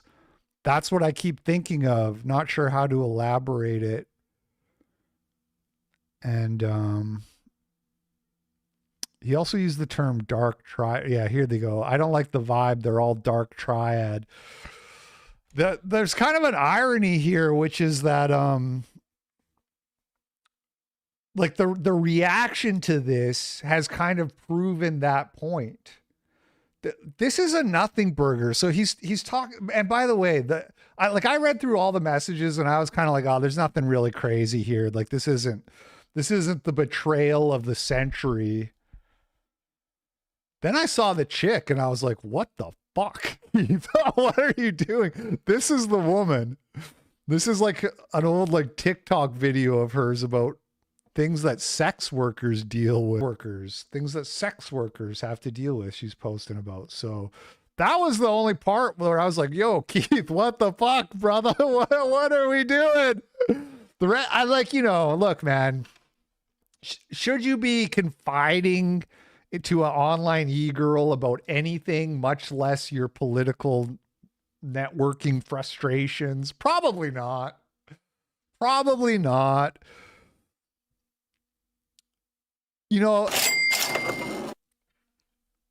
Keith Woods confirmed talking to female version of the Amarimut meme. Yeah, for real. She calls herself like a white advocate or some shit. And it really is. It really doesn't evoke a Maramut, though, when you look at her. There is kind of I would say an irony or a hypocrisy here, honestly, on Keith's part, because he's saying that like they're mean girls, or that they're like female coded, feminine coded. But honestly, just talking about people behind their backs is female coded and feminine. I remember like way back in the day, I was kind of like part of the Devin Tracy community. I had joined the Discord, and there was this girl there, and her and I started hanging out in real life a couple times because we lived close by. And when we would get together, and she would just talk nonstop shit about other people in the Discord. And I was like, yo, like, what the fuck is this person saying about me when I'm not around? I don't like talking about people behind their backs. That, to me, that's female behavior. And so I do think Keith, I hope he's going to like learn from this, and I get, he's trying to get laid or whatever. You're lonely, whatever it is. Like, I get it. This is why I'm so grateful that I'm not a single man. I thank God. Because honestly, I get these busted up ratchet e-girls in my DMs. A person like this comes along like once a month, but I just like leave them on red. Or maybe I'm like, I give them a super curt response, and then they try to say something again, and I leave them on red. And they immediately go away when you do that. They just want attention. They want to see if they can get your attention. And apparently this chick was talking to other people in the pro-white movement, or whatever you want to call it. Thomas Sowell, the Australian guy, and or Sewell, I don't know, not to be confused with the Black Economist. And who's the other guy? BB, whatever his name is, and that. But the other guys weren't like taking the bait. But Keith took the bait and talked to her, and then she immediately like went to the Groypers and was like, here's all his DMs. But I do think you shouldn't be talking about people behind their back. I don't like group chats. I don't even like fucking DMs. I don't talk to people in DMs. I have a Discord against my will because it's like something you have to do as a creator. And the people in the Discord are cool, and they don't generally cause problems. I did see Lawyer going off on Brian last time, and I hate when I check the Discord and there's drama, because the last thing I want to do is be people's fucking chaperone and be like, hey man, get along. Hey, you guys, get along. But this is why I don't like these things. I don't like, I get when you're lonely, you want to talk to somebody. But again, I just thank God that I'm not lonely. I thank God that I have no temptation to talk to women like this. Even my guy friends who like online, I don't really believe in online friends, but like if I was going to talk to somebody, I would say pick up the phone and call me. I wouldn't do it through text. I don't even like typing, if I'm being honest. So like me and Annika, I kind of consider her a friend, and I would talk to her on the phone now and then. I think if you got to do it, that's the way to do it. Anyway, so the Groypers are, a lot of people are like shitting on Keith and that, and it's kind of like as they do, trying to make the bridge unmendable between Keith and Nick, because they love the drama and they love to like express their loyalty. So they're gonna like attack Keith and make fun of him and shit like that. And it's just like, man, if you really think that people like esoteric shaggyism and AF Hasbro and people like that are a less malignant force on your movement than people like Keith Woods or Andrew Torba or myself, you're tripping, man. These people are only exist for drama. They are here just to enjoy drama. This doesn't actually accomplish anything. It's actually counterproductive. Maybe not always, but probably like net negative in terms of how pragmatic any of this shit is. So that's just some food for thought. Look, we all like drama. We all enjoy the salacious little tidbits that come along about people's private lives and what have you. But that should be a little, don't take it too seriously. You know, that's just like a little sideshow to the real stuff we're trying to accomplish here. Address the crash out elephant in the room, right? Because obviously the chat, I'm going to address. Literally every alliance Nick has made has fallen apart and ended in drama and bitterness. Yeah. Yeah. Nick has lost 109 alliances. Yeah, people do be saying that. That is, you know, that's also food for thought. It's, you know, it's the egos, man. People's egos, not just Nick, but just people in general. I try to get along with people and I do mostly a pretty good job of it. You can do it, but you just have to not like sweat the small stuff, not care about every little disagreement or every little thing where you're not completely aligned together. This because the chat is obviously talking a lot about this and we're going to get a lot of questions about it if we don't. Look, that's full. Not Beardson. Beardson, if you watch the Monday show, I was in a bad mood on Monday and I didn't talk about it on the show, but part of the reason is because Beardson was shitting on me on Twitter again. And I finally messaged him. First time ever directly contacting Beardson. And I was like, what the fuck's your problem, man? Like, can we just like get it out on the table? What is it about me that you're always like antagonizing me? And he's like, oh, well, you took shots at Nick and you hate Nick. Because what had happened was I had posted a Beardson clip that I thought was funny where some chick was talking about the basic instructions before leaving Earth. And Beardson's like, that's Wu-Tang, you dumb bitch. I thought it was funny. I posted it and he's like, this guy, all this guy does is steal my shit. Or probably the only Beardson clip I've ever posted. I think there might've been one other one I remember that involved smoke detectors. But anyway, so he's like, you steal my shit. And I was like, dude, what's going on? And he's like, I don't want somebody who hates Nick using my shit to chase clout or whatever is what he said. And I was like, dude, I don't hate Nick. What are you even talking about? This is what I mean is like this mean girl energy that Keith is talking about. These rumors spread through the Groypers and they're not even like really that based in reality. So hopefully we've come to an understanding, me and Beardson. I don't know.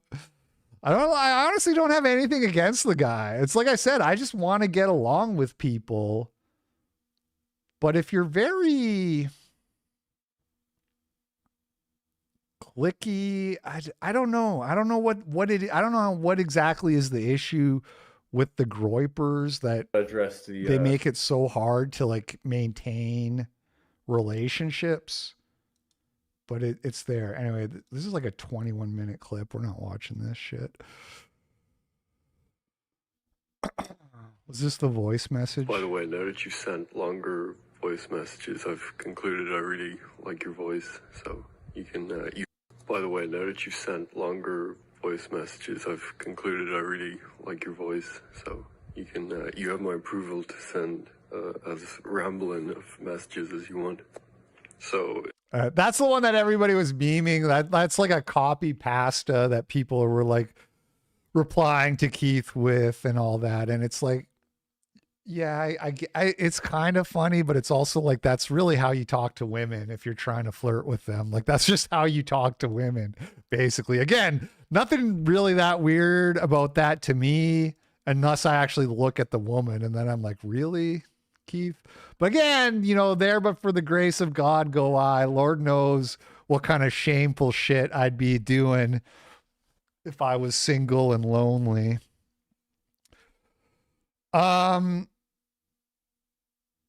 Anyway, thinking about this whole situation, it made me think about AFPAC.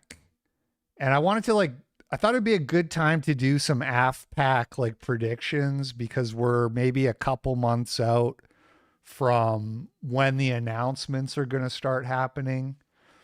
And one prediction is that I don't think it would be that crazy if there's no AFPAC this year, because I think that there's like certain challenges that Nick is facing that's going to make it hard.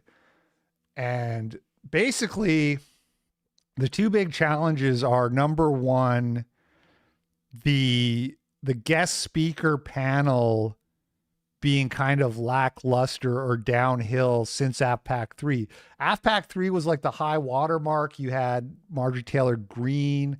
Tom Homan was supposed to be there, the new border czar guy. Like Gosar, Paul Gosar, and Tom, like Keith had all these people where he was making real inroads with real mainstream politicians.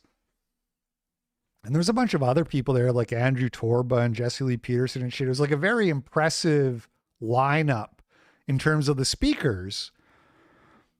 And then you look at the speakers for AFPAC 4, and it's like, you got Jared Taylor. Okay, that's cool. We love Jared Taylor. And that legitimizes you. Having Jared Taylor as a connection, that legitimizes you in the Wignat sector of the right. But you're back on the outside now. You're back out on the fringes. And Jason Kirkpatrick from VDare, who gave a really good speech, and Vincent James. Those were the three keynote speakers. So obviously kind of a decline from number 3. I don't think it's that crazy to say. That's no disrespect to those three people. I really, really like all of those people. I'm just giving like an objective kind of look at it and like, yeah, that's a little bit less impressive than the year before. But here's the thing. Okay, but you can make up for that. You don't have to be embarrassed by being kicked out back onto the fringes if you have a big kind of grassroots movement that you can demonstrate through just the sheer number of ticket sales and shit like that, which it seemed like that was mission accomplished. I believe they did sell whatever it was, 1,600 to 2,000 tickets, which at, $100+ starting point per ticket, that's easier said than done. Let's see you sell 1,000 $100 tickets for people to come to your event. You know what I mean? But the problem is that they didn't get to do the event because they got fucked over. The event got canceled. A-logs are saying it was sabotaged intentionally so that people wouldn't see that they didn't sell the tickets. I don't believe that. I think the lawsuit is really strong evidence that that's not the case. I don't think they filed a lawsuit where they lied about how many tickets they sold as a kind of bluff for the A-logs. Like, we're going to file a lawsuit. It's going to get thrown out of court but the bluff will be in there that we sold this many tickets to shut up the Elon. I don't think that's what happened. I think they probably sold as many tickets as they said they sold in the lawsuit. But they didn't get the photo op of having that big mass of people, all those people together. There would have been some good photo ops at the event. They got fucked over by the venue, and the people who bought tickets got fucked over. And again, that's a problem for Nick, because now people may be once bitten, twice shy. So people who flew to Detroit or drove hours to Detroit, got a hotel room for 1, if not 2 nights, spent all this money at restaurants. You know, if you flew, you're Ubering around or whatever. We're talking $600-800 trip for a single guy. Just like per person. Like if you're just a guy who wanted to go do this, you're looking at $600, I would say, on kind of the low end. And maybe less if you're staying in literally the worst hotel you can find and eating and bringing your own food or whatever. Like you could do it for less, but realistically. And if you did all that just to sit in your hotel room and watch reruns of Columbo because the event got canceled and you're not part of the inner clique enough to know where to go and what to do to meet people. You just end up sitting in your hotel watching whatever. Are you gonna buy another ticket and try it again next year and put all that money and time and energy again? Probably some of those people won't. So this is what I'm saying that's the problem for Nick, is he wants to show growth and ascent and our movement's growing and it's getting bigger. But if he can't get the big name speakers and he can't sell more tickets than last year, then it's hard to maintain that kind of, image that you are on the ascent and not the decline. So that's the challenge. Now, I do think there's some ways he can get around this potentially. And I have no idea if maybe they can sell 3,000. I have no fucking idea. I'm basing the difficulty just off of the fact that the last one got canceled. I think that's going to make it harder to sell tickets. But what I think he could do is he could potentially get some big name people to come in that would give it the sort of, air of eliteness or whatever that you want. And I was trying to think of who could it be that could come give a speech that would actually create a genuine hype. And I came up with a few possibilities. I think Ye, if he got Ye to come give a speech, that's something people would be very excited about generally. The A-logs are still going to make fun of you for your movement not being white if you do that, but whatever. It's Ye. He's literally one of the most famous people alive and a billionaire. Let's see who's the white version of Ye that you're going to get to come to your event, Taylor Swift. Okay, when you get Taylor Swift coming to your event at Passage Press or whatever it is, then you can make fun of Nick for having to get Ye. But until you do that, Kumia was there. He was one of the bigger name VIPs. They had a lot of VIPs last year. It was a good lineup. And Kumia was one of the probably bigger ones. And some of those bridges have been burned, not Kumia, I don't think, but some. But that doesn't matter. The reason I didn't bring up the VIP attendees is because that doesn't matter in my opinion. That's there's a revolving door of clout chasing internet celebrities. If you had a falling out with 5, there'll be 5 more right there to take their place. So I'm sure they can get a lineup of e-celebs to come be at the event.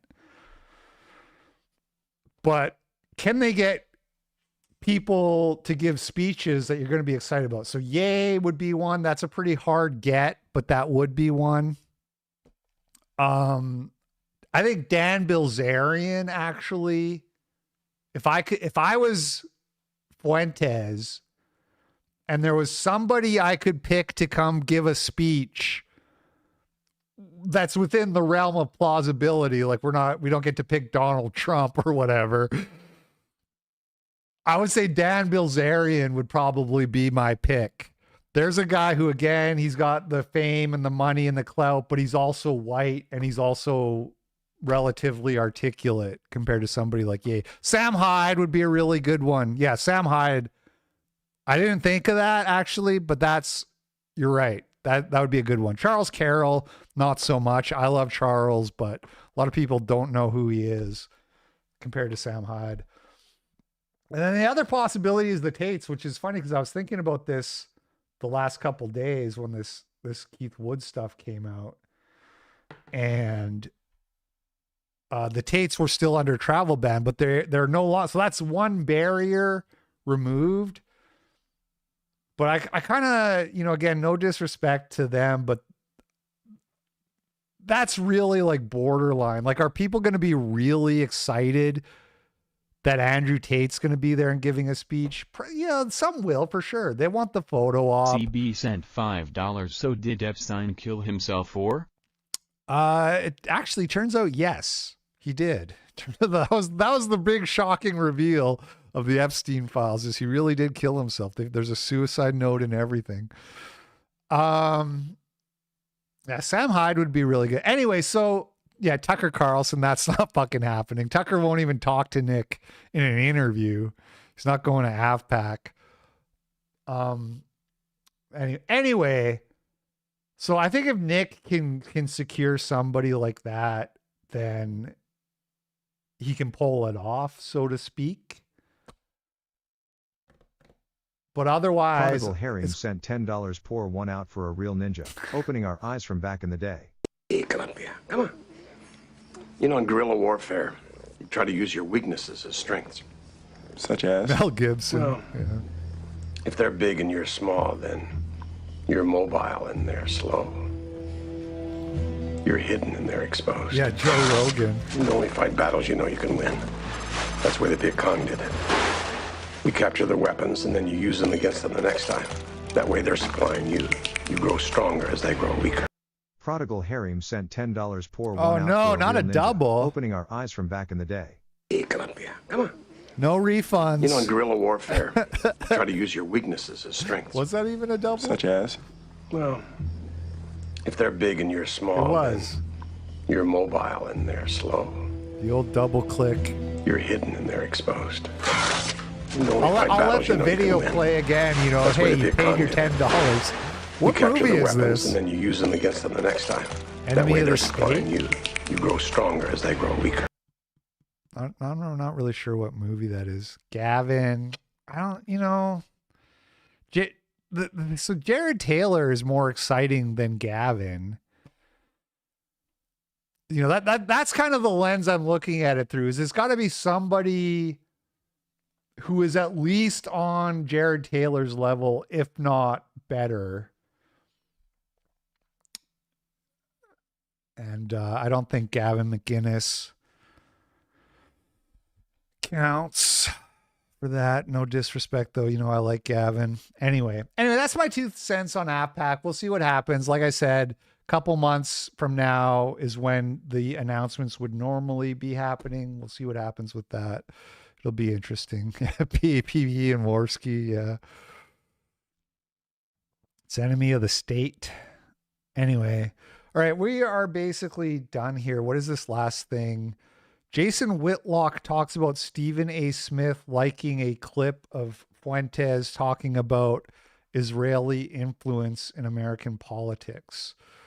He plays the clip. Yeah, so Stephen Smith is like that black dude who, is always, he goes on like Pierce Morgan and shit like that. He goes on TV. And he liked a clip on Instagram, I guess, that was Nick talking. And he's got like millions and millions of Twitter followers. He's a kind of a big deal. So to the point where, that's not him, to the point where him liking a clip.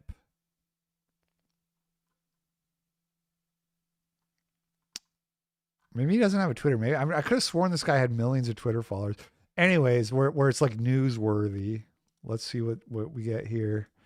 And then I thought of, yeah, get Stephen A at AFPAC. Of other moves that are going on in the media. And I thought of Stephen A. Smith, to be quite honest with you. He's back in the news cycle. And I'm like, Stephen A. Smith is, to me, clearly running for president and doing the things that presidential candidates do. He just constantly wants to be in the news cycle. And so I saw over social media that there was a little bit of a dust-up because Stephen A. Smith liked a tweet from Nick Fuentes, and in the tweet, Nick Fuentes is saying things that... This is not a tweet. This is like a Instagram video or TikTok maybe. I can't tell the difference. I don't use those apps really, but posted to like not even Nick's account. This is some other person's account. That certainly the small hats, the Jews, the Zionists will not like. Small hats. And do not like. That's a dog whistle. I want to play this clip of Nick Fuentes first, and Stephen A. Smith liked this tweet. Let's play that clip. Let's just be open and honest about the stats. 17 of the top 25 hedge funds are run by Jews. 17 of the top 27 donors in the 2020 Chuck Tate presidential sent election. $3. Stephen Smith finna have to go to Auschwitz. yeah, he's gonna have to go talk to a rabbi. Thank you, Chuck Steak. We're Jews. 7 out of 8 Ivy League universities have Jewish presidents. 3 out of 3 of the major recording companies and major record labels run by Jews. 5 out of 6 of the major media companies in the past 5 years run by Jews. CEO, chairman. It's the old studio. Nick's looking a little bit less weather worn. Chairman of the Federal Reserve, Jewish, every year from 1987 until 2018. Jewish DHS Secretary, Secretary of State, Chief of Staff, DNI Director, Deputy and Undersecretary of State. Every one of the Biden children married to somebody Jewish. The Vice President married to somebody Jewish. Republican Jewish Coalition, Zionist Organization of America. Let's stop there. Let's stop there, because I know people are upset. Oh, I can't believe Whitlock is playing that clip. But I'm playing it because as soon as I saw the clip and saw that Stephen A. Smith liked it, I was like, oh, look at Stephen A. Smith. This is a game. He's putting himself in the political news cycle. This is intentional. This is just Stephen A. Smith continuing to try to put himself in the political news cycle. Kind of like Bannon throwing up his Roman. And sure enough, within the past hour, Stephen A. Smith has come out with a tweet saying that, oh, I had no idea who Nick Fuentes is. Bullshit. I do not know who this is or what the video is. If it was liked, it was I knew this guy had a fucking Twitter account. Why didn't it come up when I Googled him? Stephen A. Smith Twitter. Yeah, 6 million followers.